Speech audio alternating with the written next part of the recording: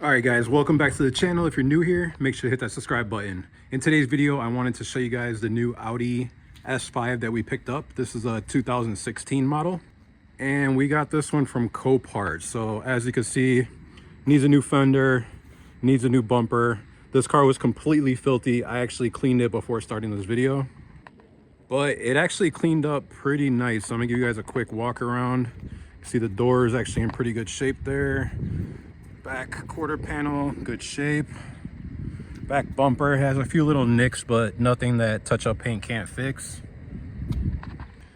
Back looks good, and the passenger side, let me get over here out of the sunlight. You can see it's actually in pretty good shape. I am gonna need a couple tires. So these tires, they are really bad. I mean, this one has tread on it still. But I did see some grooves in it because it looks like somebody drove on it when the tire was flat, because when it arrived, both these tires, the front and back, were both flat. So we'll put a couple new tires on there, and then these two tires, we'll just rotate them to the back or the front. Haven't decided yet, but these are actually pretty decent. And these wheels, I'm not really familiar with these Bremer, so I'm gonna have to look these up. They do actually look pretty nice. So those will stay on the car because it actually looks pretty good. Let me know what you guys think about these wheels. So mechanically, this car had a whole bunch of codes for misfire and low voltage because the battery was dead. So I did go ahead and clear the check engine light, and I let it run for a while and nothing came back.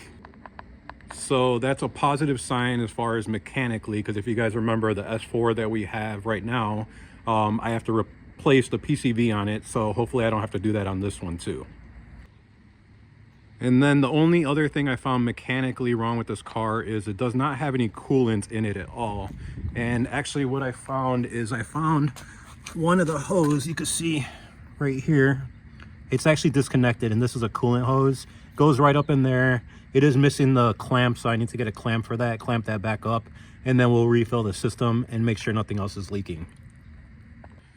But if that's it, that's going to be an easy fix, because basically I'm just going to fill up the system, bleed the system, which is getting all the air out there, and make sure the heat works and the car is not overheating. And then once I'm able to take this on a test drive, I will know for sure everything mechanically wrong with this car. Hopefully nothing.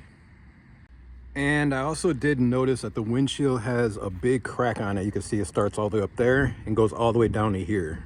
So we will need to get that replaced. And then as far as the interior, I'm not opening the driver's door because it's actually hitting that fender, and I don't want to cause any more damage to the driver's door because that is staying. I'll just touch up the paint where it scratched it a little bit from making contact with the fender. Not a big deal. But the inside overall is in pretty good shape. I don't see any rips or anything like that, so it should clean up pretty nice. You guys a quick look here. And the back, there are some parts back here. So I do have the carpet that goes on the floor over there. And then a couple pieces for the front bumper. So when we get the bumper, I can put those back on if I need them. But yeah, so that's pretty much it on this car. So we'll get to working on it after we're done with this one. Make sure to subscribe to catch part 2 of this car flip video.